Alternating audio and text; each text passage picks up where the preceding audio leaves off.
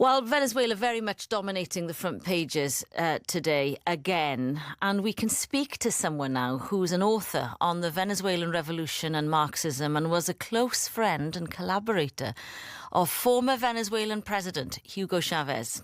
That person is Άλαν Γουντς from Swansea. Hello, Alan. Bore da. Bore da. Hello, thank you for coming on this morning. How did this come about then, your friendship, your collaboration with Hugo Chavez? Well, you know, first of all, one point, there's a lot of absolute nonsense talked about Venezuela. There's been talked about Venezuela for many years, to my knowledge. The first lie, it is a blatant lie, is that it was Chavez was a dictator. Chavez was not a dictator.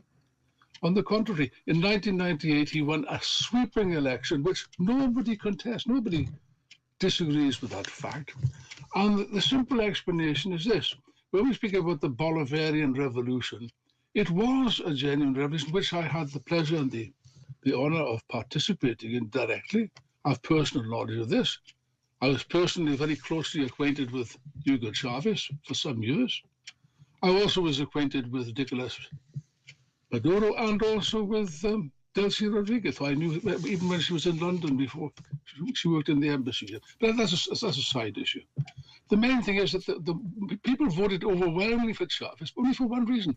He gave a voice for the masses who had no voice, the millions of dispossessed peasants, workers, poor people, unemployed, and so on.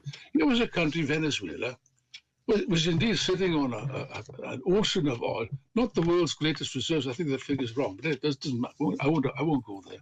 But anyway, a colossally, potentially rich country with plenty of oil and other resources, and the mass of the people, this point is never made, was in a state of abject poverty, misery, exploitation, and oppression, with nobody to express their opinions and views. And yet, why do you, apologies for interrupting, why then did the United Nations basically say his regime was brutal and point to the fact that thousands of people were killed under him? 7 million Venezuelans fled because of economic collapse under his leadership. Well, thousands of people were not killed under Chavez. That's plainly untrue. In fact, I don't think anybody was killed under Chavez from that point of view. People have subsequently left Venezuela in large numbers, that's true, because of the collapse of the economy. But nobody explains the reason for this. And the reason is quite simply, there are many reasons. The fundamental reason was the systematic sabotage and sanctions inflicted on Venezuela by the United States of America. You're talking about the sanctions? I'm talking about everything. In effect, it amounted to an economic blockade of Venezuela, aimed only at one thing, to sabotage and to undermine the existing government. Good God. There were, I don't know how many attempts of a coup d'etat while Chavez was in power, although he won many elections, they were not contested by the United Nations or by anybody else, not even by the United States, I believe. They tried. There was a coup d'etat, I think it was 2002. There was a spontaneous uprising, and he came back to power immediately. That was defeated. The US has been systematically defeated, and now they have to resort to this act of absolute violence and kidnapping. Yes, what the hell? If it's not kidnapping, what is it? Well, they point to the legitimacy of Nicolas Maduro's leadership, not questioning Hugo Chavez's leadership, but they point to the fact that Nicolas Maduro does not have the support of his people.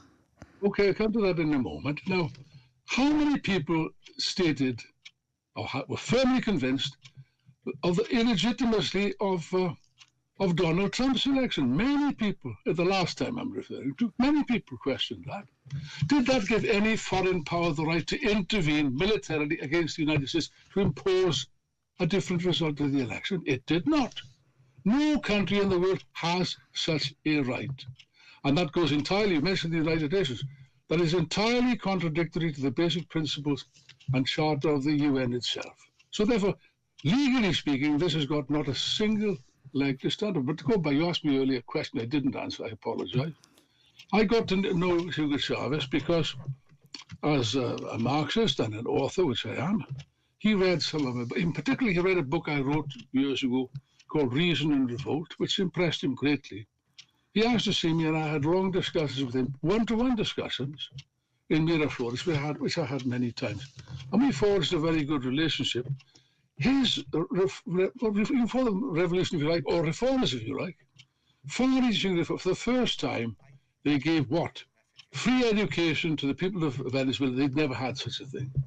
They had free health service. The Cubans sent doctors, very efficient doctors, by the way, paid for by Venezuelan oil. Again, the people had no access to doctors.